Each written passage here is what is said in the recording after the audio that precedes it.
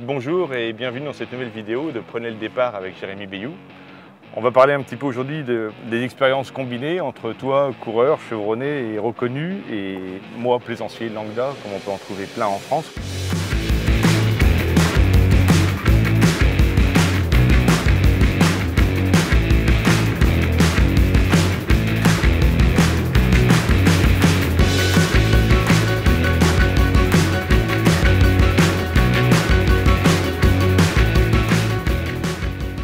Ce que j'aurais bien aimé te poser comme question, c'est en quoi l'électronique peut t'apporter un ton soit peu de sécurité, de confort en fait dans tes navigations. Alors évidemment, c'est pas les mêmes vitesses, c'est pas les mêmes bateaux, c'est pas les mêmes consommateurs entre guillemets, mais une expérience comme la tienne, c'est comme la Formule 1 quoi. Enfin, c'est de la Formule 1. Ouais, c'est de la Formule 1. Après, effectivement, il ne faut pas oublier qu'on peut développer plein de savoir-faire, plein de technologies qui tiennent de la Formule 1, mais qu'on doit faire le tour du monde avec. Donc, la première chose qu'on regarde, nous, c'est que tout ça soit fiable et que ça soit cohérent.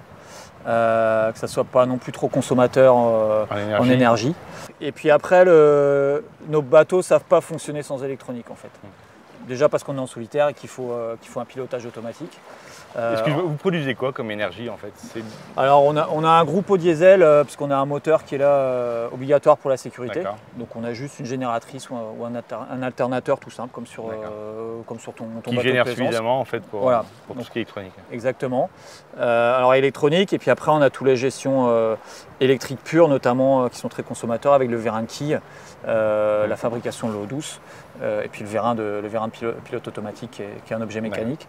Mais tout l'environnement électronique est hyper important pour le pilotage automatique, pour la navigation, le routage, donc tout ce qui est ordinateur du bord et logiciel de navigation. Et ensuite pour toute la gestion des charges liées au gréement et à la plateforme sur le bateau.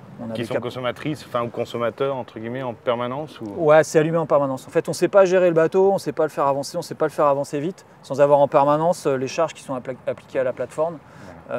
Sinon, on n'irait pas assez loin, on ne serait pas assez performant. Et puis le danger aussi, c'est de dépasser les limites et de tout faire exploser. Nos bateaux, en fait, ils vont vite parce qu'il y a des foils.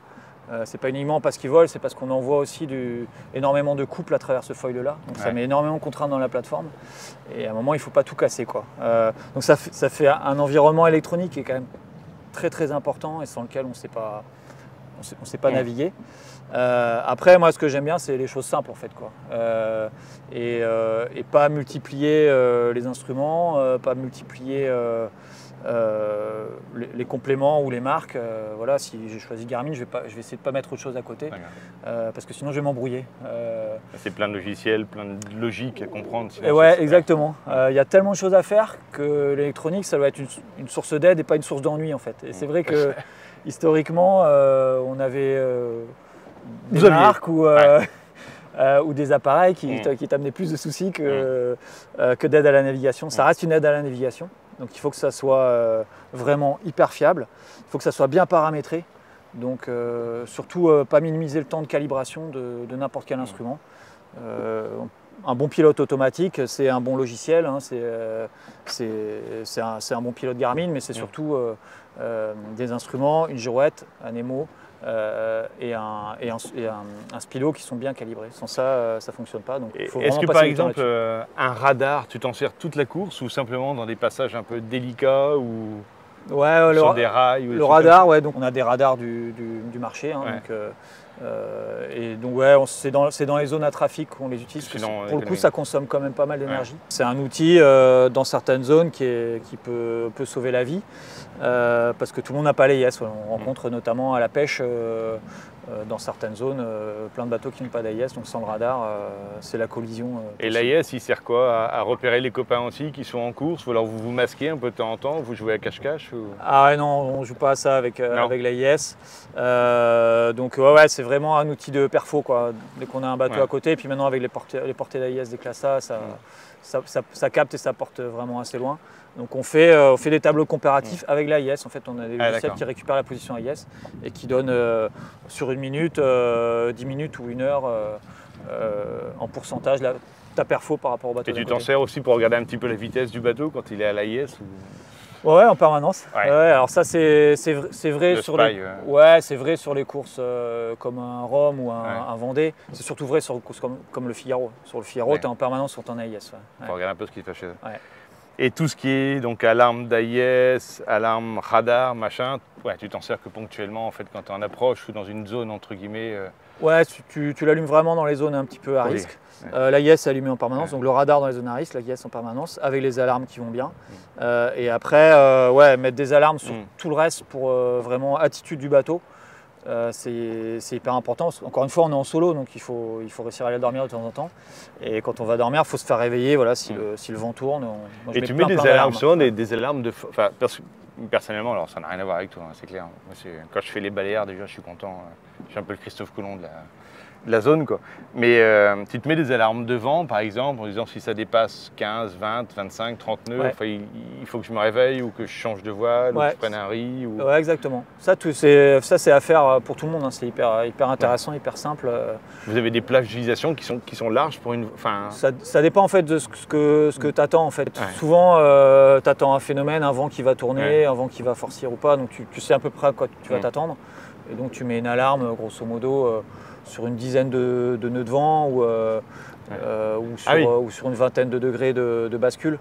Et puis après, il faut mettre des tempos, quoi, parce que s'il y a une bascule franche mais qui revient, il faut éviter que ça te réveille toutes les 2 secondes quand même. Quoi. Parce que tu fais des tranches de sommeil de combien de temps quand c'est comme ça? Là, c'est hyper variable, il faut être hyper adaptable en fait. Ouais. C'est vraiment ça qui est difficile. Quand tout va bien, tu as le droit d'aller dormir 2 heures, hein, et puis tu as le droit de te réveiller et puis d'y retourner. Et puis des fois, pendant 24 heures ou 48 heures, tu ne pourras pas dormir du tout, ou 5 minutes. Donc voilà, il ne faut pas être stressé par ça. Et de la même façon, le pilote automatique, c'est vraiment un outil dans lequel il faut vraiment avoir 100% confiance. Parce que les bateaux, quand le bateau il est lancé à 30 nœuds, à un moment, il faut aller dormir. Et si tu es. 30 nœuds, je ne veux pas dormir. Voilà, si tu as peur. Mais c'est comme en équipage. Hein. Si tu fais l'équipage, si tu laisses ton copain à la barre et que le gars il n'est pas trop à l'aise à la barre, tu vas aller dormir, jamais tu vas réussir à t'endormir. C'est pareil pour le pilote en fait. Il faut vraiment avoir. C'est ton seul compagnon, il faut qu'il barre bien. Quoi. Il faut avoir confiance en lui. Donc il faut bien l'avoir calibré, il faut bien l'avoir testé dans toutes les conditions.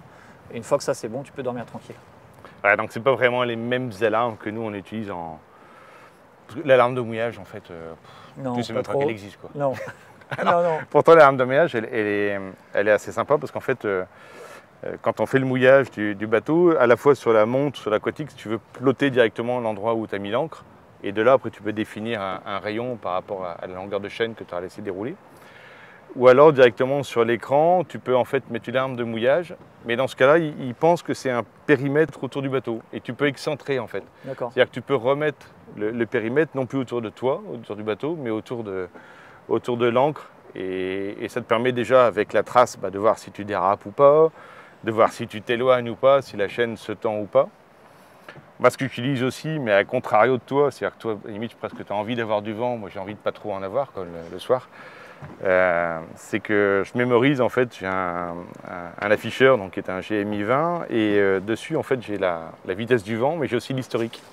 Oui. Et en fait cet historique quand je suis au mouillage je le laisse parce que tu commences parfois l'après-midi à 10 nœuds, l'après-midi tu as 15 nœuds parce que tu as du thermique qui monte, normalement le soir ça rebaisse, mais tu vois si je vois que ça continue à monter machin, ça me donne une tendance sur la journée. Ouais. Quoi. Et cette tendance, si elle ne va pas dans le bon sens, elle me dit il va peut-être falloir remonter l'ancre et puis trouver un autre mouillage qui va être plus sympa. Ça, c'est des fonctions qu'on utilise aussi. Ouais.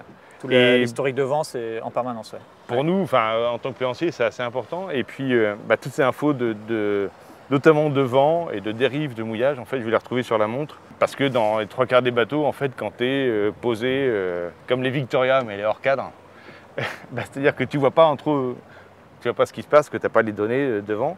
Et c'est vrai que sur la montre, en fait, tu peux tout voir.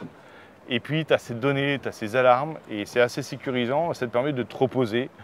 En fait, le repos, c'est beaucoup mieux que moi, mais c'est une denrée rare. Ouais. Que ce soit en course au large ou en course avec ton épouse.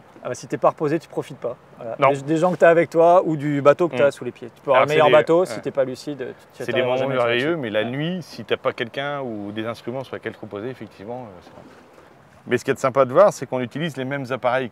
C'est qu'on a les mêmes afficheurs, les mêmes radars, les mêmes VHF, les mêmes pilotes, les mêmes écrans, les mêmes fonctionnalités en termes d'AIS, de VHF. Et j'ai envie de dire, alors, sans prosélytisme, que ce qui est sympa, c'est de se rendre compte qu'une gamme d'équipements peut aussi bien servir à quelqu'un d'extrême comme toi, comme à quelqu'un de médium. Comme moi en tant que plaisancier, quoi. Ouais, c'est vrai. Ce qui est génial avec Garmin, c'est que toute la gamme est hyper accessible et de top qualité. Donc que ce soit le radar fantôme ou le petit InReach aussi que j'ai dans ma poche pour la sécu. Toi pour la sécu, Bah, c'est effectivement tous les éléments que j'apporte en course océanique et que toi tu vas embarquer sur les belles côtes méditerranéennes. Parce qu'il y a des pêcheurs qui prennent ça quand ils s'éloignent un petit peu pour prévenir, ou pour qu'ils puissent être suivis entre guillemets en navigation par leurs amis, le club ou leur épouse en l'occurrence. Ce qui est sympa, c'est de se rendre compte qu'il n'y a pas de gamme d'appareils. On n'est pas sur une série pro, une série plaisance, c'est que c'est la même gamme qui est capable de tout faire. Et pour nous, c'est assez flatteur. C'est assez flatteur que quelqu'un comme toi ait pris du Garmin. Et puis ça se rend compte aussi qu'il y a plein de possibilités que les plaisanciers ont à disposition dans les appareils, dont ils ne servent pas forcément. Et puis quelque part, t'es l'étoile du Nord, quoi, à suivre. Ah ouais. Il y a des trucs à faire. Il faut creuser, il y a plein de fonctionnalités hyper intéressantes. On va creuser, pour préparer ça. Ça roule. Écoute, merci beaucoup, Jérémy. Merci à toi, à bientôt. À bientôt alors. Et bon vent. Et bon vent. Et bon vent.